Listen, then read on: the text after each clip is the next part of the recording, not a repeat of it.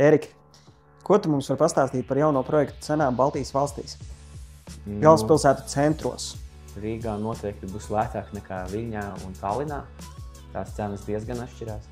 Rīgā lētākais, ko var atrast, ir kaut kā 2500 kvadrātmetrā, bet principā jārēķinās 3 līdz 4000 kvadrātmetru amplitūdā.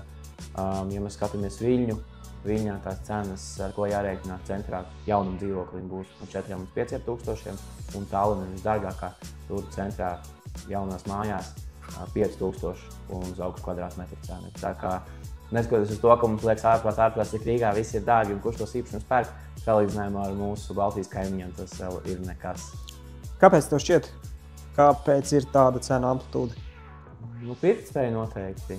To, ka pirktspēja to pieprasījums piedāvājums, būvniecības izmaksas, dažādi tie faktori, bet interesanti būtu jums paprasīt, kādi ir tie faktori un kāpēc tās cenas tik ļoti atšķirās, kā jums šķiet. Tā kā rakstiet komentārā. Un sekojiet mums līdzi sociālos tīklos. Tieši tā.